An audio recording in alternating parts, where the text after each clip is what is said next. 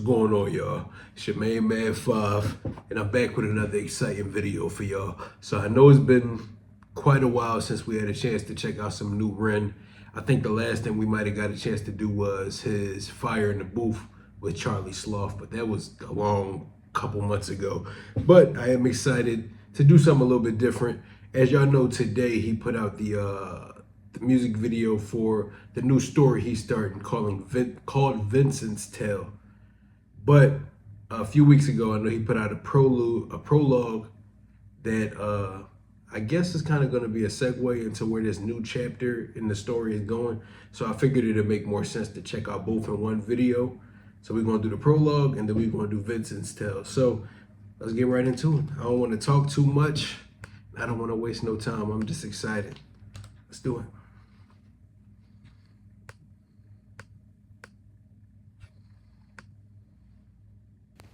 Tragic scenes last night in London. A 14-year-old girl was found dead from a fatal stab wound. Her attacker, a 14-year-old boy, is in critical condition after a violent altercation with a police officer. Over to reporters on the ground for more. Oh, such a beautiful shame. The sunflowers wilt when the skies do not rain. It's a story I'm sure we all know. It's a moment of madness inside of the woes. We all fall down in London town. Shaky ground carries me. Whoa, rains down, blindingly loud. Never surrender.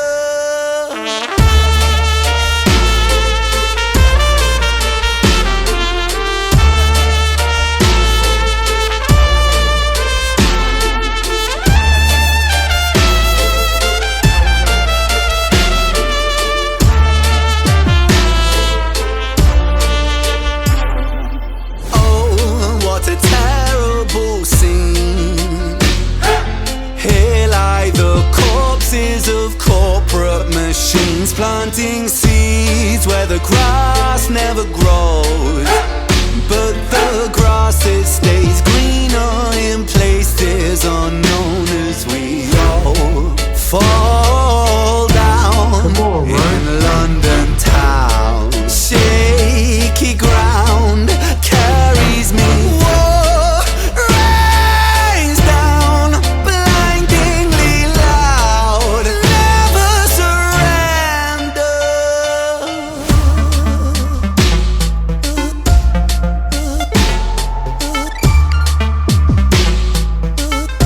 Details.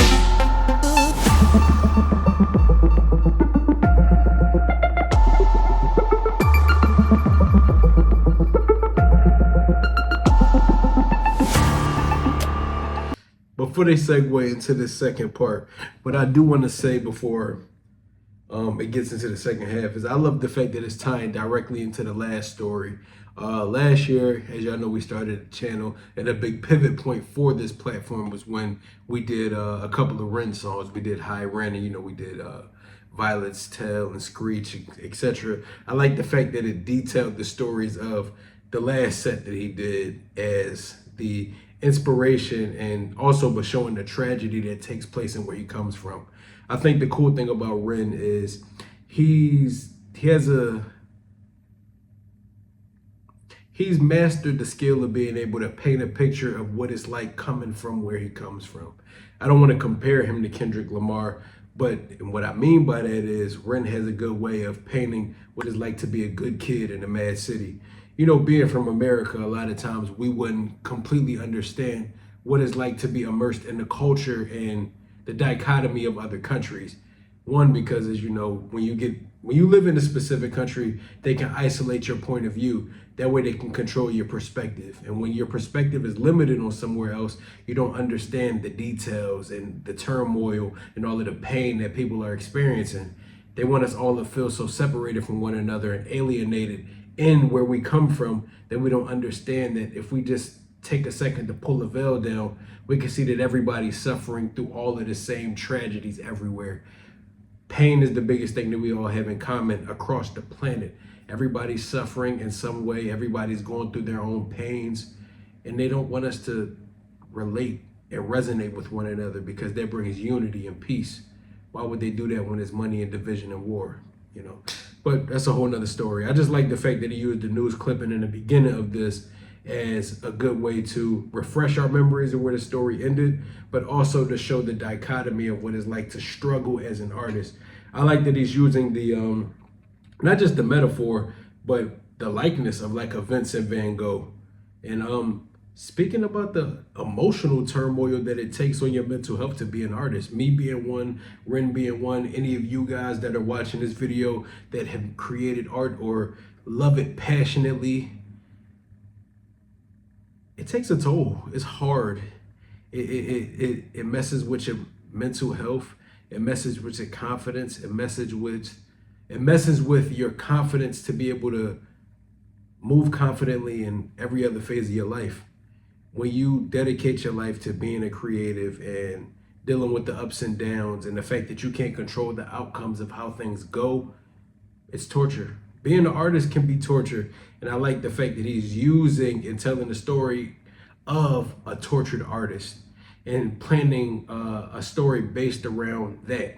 I just like that he's using that as a metaphor of a well-known artist that we know, a world-renowned artist, to represent what it's like to be an artist in this day and age and how we're all interconnected in that way. I think that's really cool. But I'm sorry for going on a rant. I just felt like there was a lot I wanted to unpack, and it's been a minute, guys. I haven't recorded in a while, so I'm just excited to chop it up with y'all. Let's get back into it.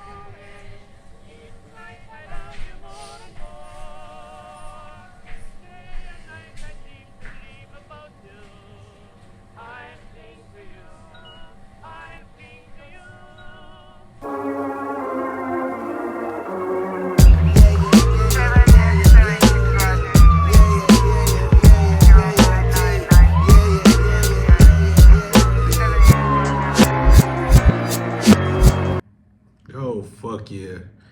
Okay, let's talk. So first and foremost, what I love, and I know, first off, let me start by saying it has been a while since I recorded. So I'm just really excited to be able to get back into the swing of things and find my motion of being confident here in front of the camera and really expressing what this art shows to me. That's something that I feel like helped this channel grow so rapidly. And I'm grateful to you guys for that. So just bear with me. I'm wiping some rust off. But what I really like about this is I know that I give artists a lot of credit in terms of just how multi-layered their art is. But I know also art is open and it's subjective. So the way that I interpret it could be completely different than how it was intended. The beauty of art is that a million people could find a million different things, take a million different nuggets and gems from watching the exact same piece of art. But for me, I like that that's layered. I like the fact that he's using the likeness and epitome of Vincent van Gogh, which was a tortured artist in every way that we all know about history and what he did in his time, right? But I also like the fact that it showed how that emotion tied into the mundaneness of everyday life in current day. I like the fact that it shows like a creative animal being caged by everyday life, having to work, worry about bills, family time, maintaining a social life, focusing on everything that constrains you and keeps you away from being at the core of what it is that you just want to be doing, expressing yourself, giving your artistic expression room to grow and thrive in a world where people just criticize and criticize. We're the first generation that's subjected to instant judgment, instantaneous judgment. We live in a time where people can look at somebody from overseas and speak negativity into them, take away from the light that they put into creating this art and tear it down just simply because they're having a shitty day. And I think I like that it shows the dichotomy of being caged from being able to express yourself, but I also like that it could be interpreted as what Ren himself has been going through with like his health being up and down and him going through a lot of the things that he's been going through recently that's kept him from being able to create to the highest level. I like that mundaneness of everyday life could be a metaphor for what it was like to be laid up being sick or be overseas doing stem cell treatments or in whatever kind of treatments he was taking. I like that it could be interpreted as something that expresses how him himself relates to what it's like to be a caged animal that just wants to fly, or what it's like to be an artist that's not free to express himself, and how that ties into artists from all generations. I just like the fact that it shows the theme of interconnectedness. I like that the song and the lyrics just talk about what it's like to live on the streets of where it is that he comes from, all of the tragedies that he's seen, the experiences that make people feel so distant from one another. It didn't take COVID for people to social distance. People have been anxious forever. People have been agoraphobic. People have been afraid to have social interactions. People have been afraid to do anything except for go to work and come back home forever.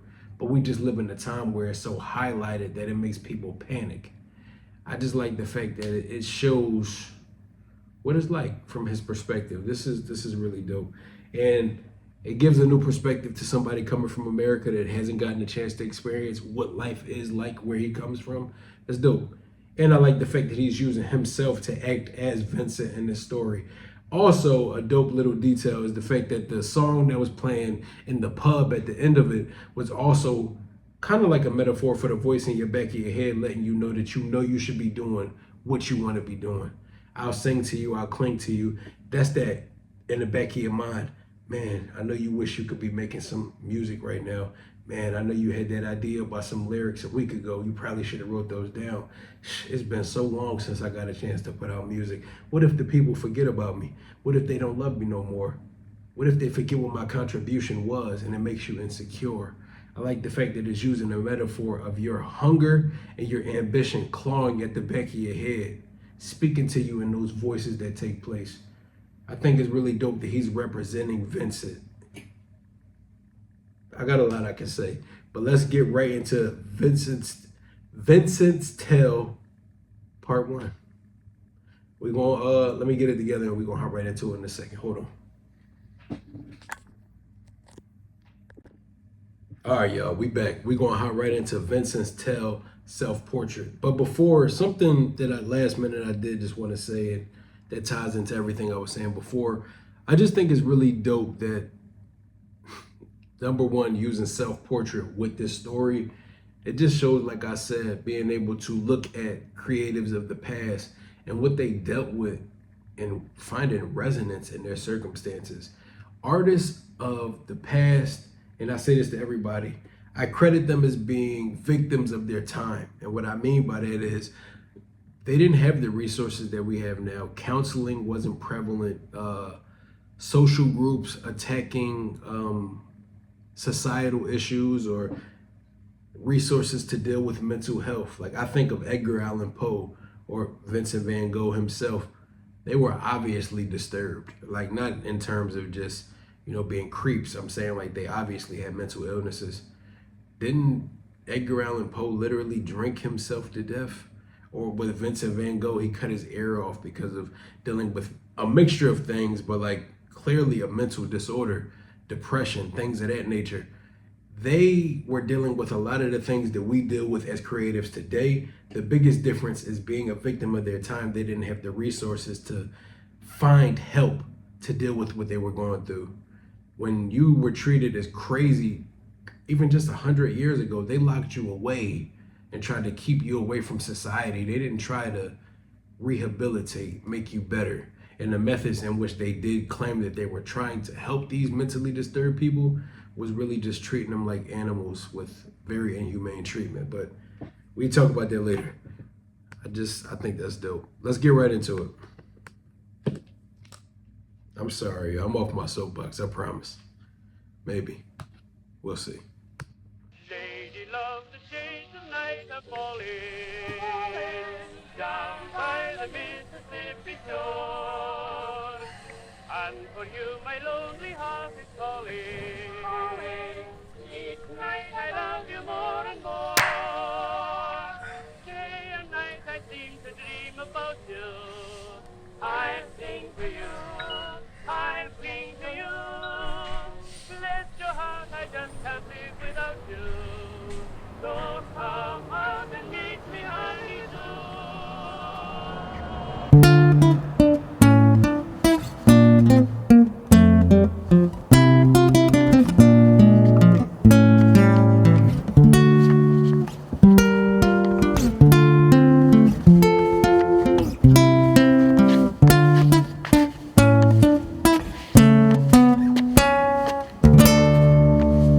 Okay, Vincent.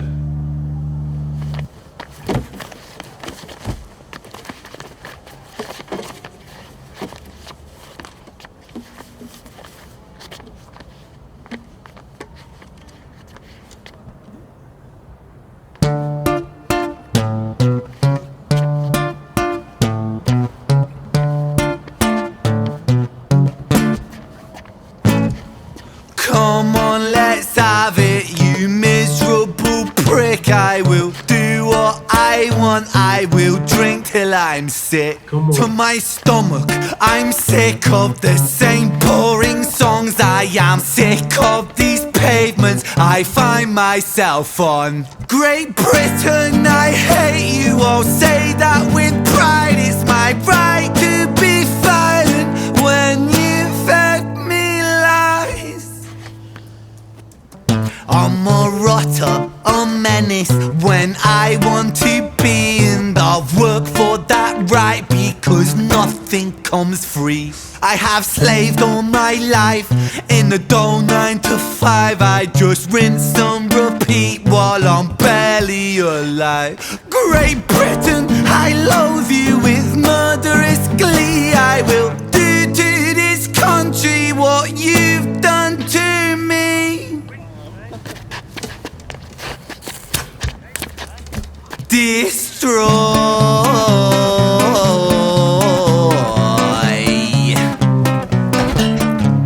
I want to tear apart these buildings from the cinder blocks they stand. Leave this town in dust and rubble, make some trouble with my hands. I won't lie, I'm fucking wasted, but I wasted all my youth, and I've stayed so damn complacent. Getting wasted is my truth, so my style of self-expression is a fist into the gut. It's throwing up upon these pavements. Shut your fucking mouth, you slut. Banished angel, I am Lucifer. Might reign like Genghis Khan, soon you will all know my name. I am the storm after the calm.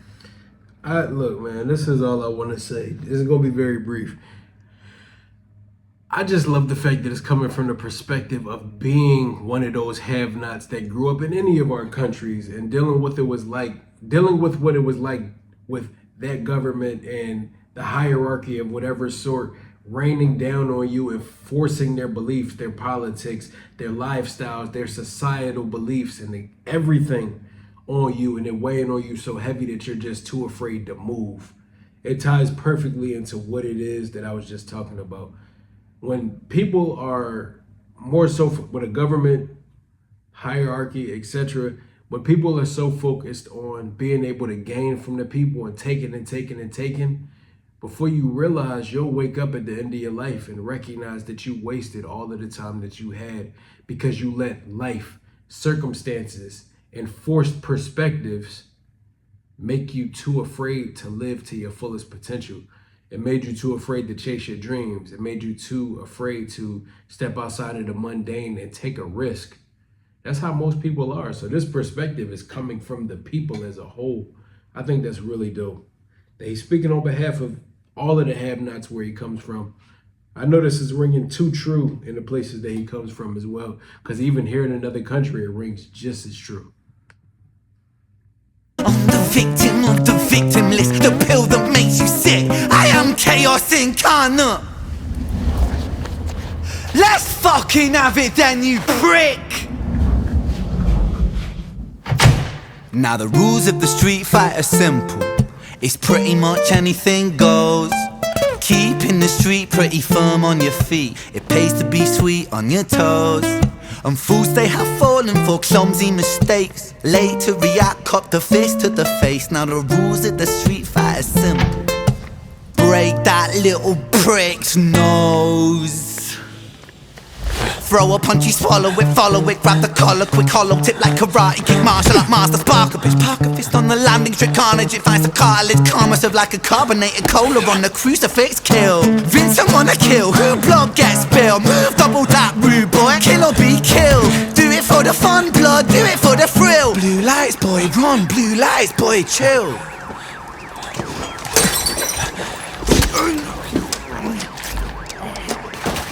Yeah, this is dope as fuck. This is dope as fuck.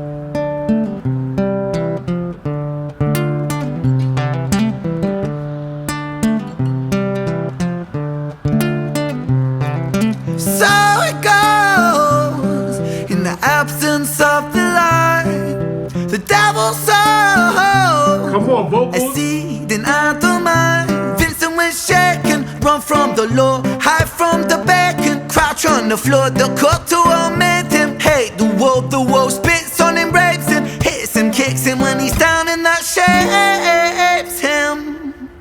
He hears the sound of a copper, heart upon his tail proper. Vincent off his rocker. Bothered by the lie that Britain sold him, what a shocker. Where greedy eat the poor, a holy war, the chosen prosper. But some were never chosen, they stay frozen in the locker.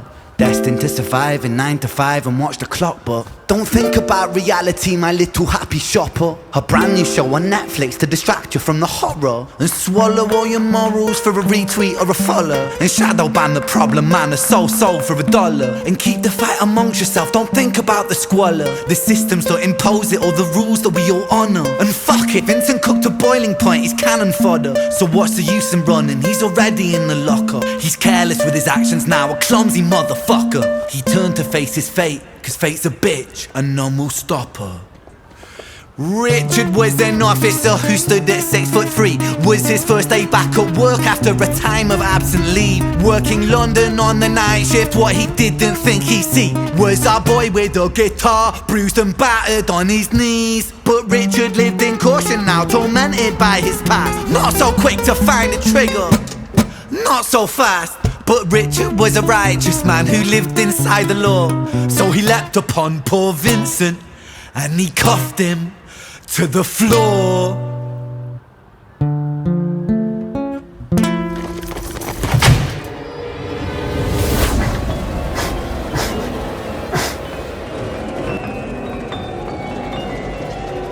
Fuck.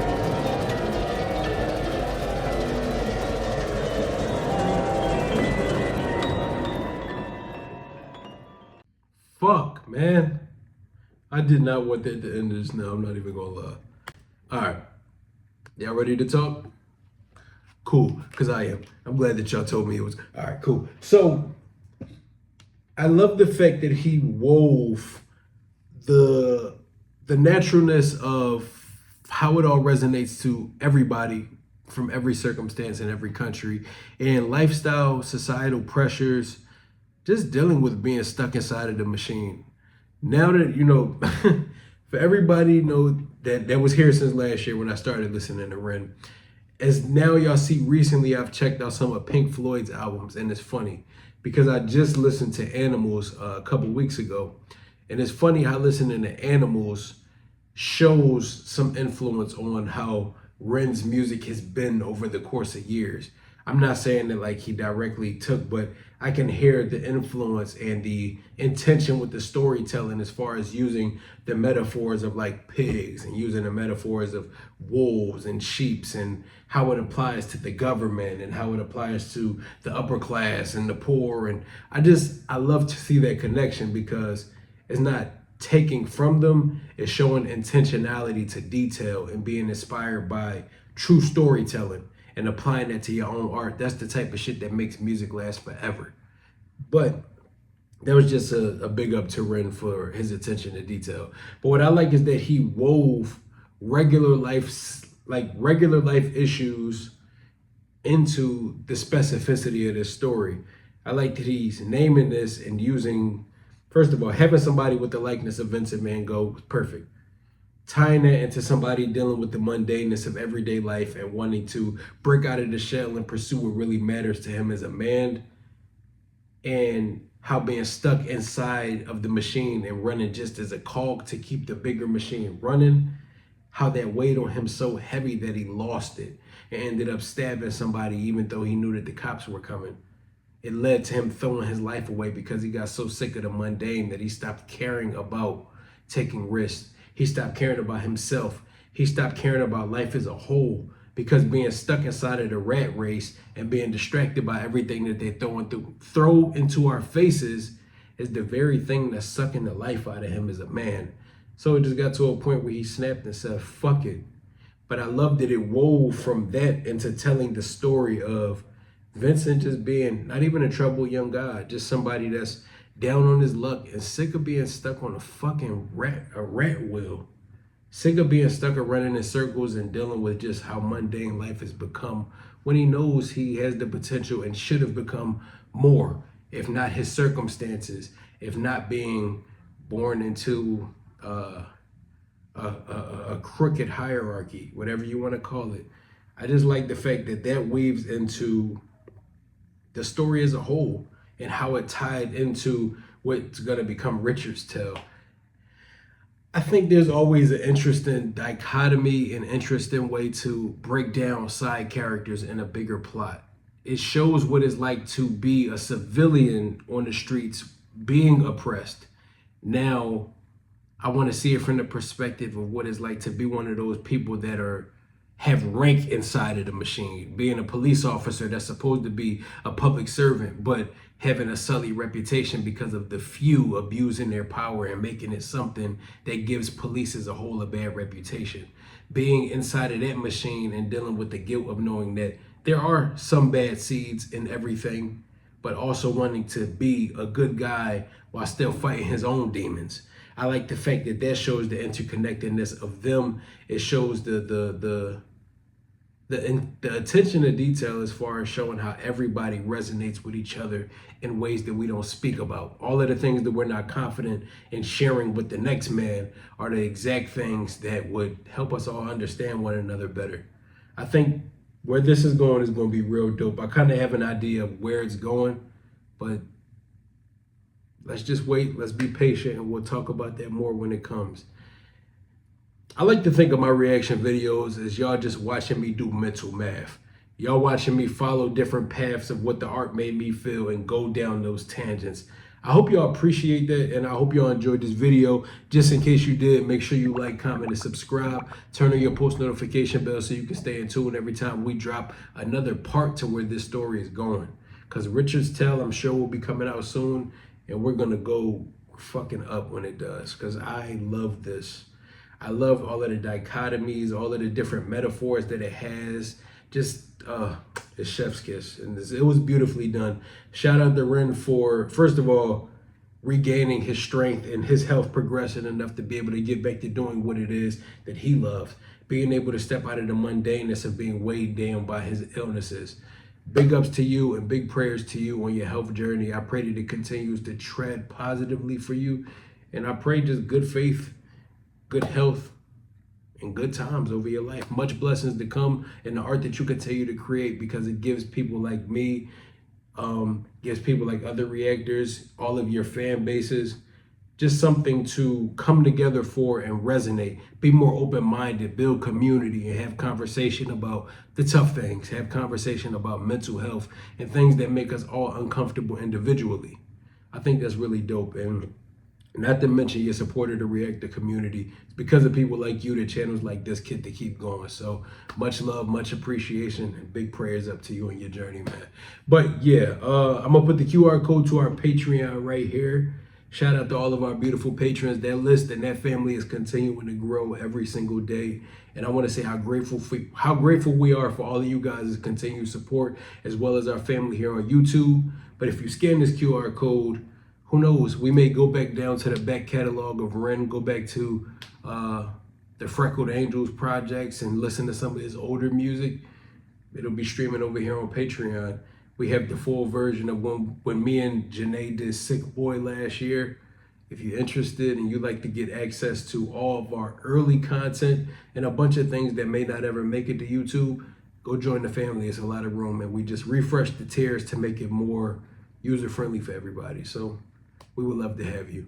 And once again, as y'all know, we keep the email in our description box down below. We've been opening up our platform to be a blessing to all up-and-coming artists. So if you are an up-and-coming artist and you enjoy the way that we break down art and talk about it and dissect it here on this channel, and you have something that you do that you would like for us to check out, make sure you reach out to us via email so we can figure out a way to pay it forward. Whether you make film, whether you paint, whether you make music, whatever it is that you do, submit your art and let's talk more about what we can do to get it out there to the world, because all of the greats had to start somewhere. Even if you're on your way up, you could be the next big thing.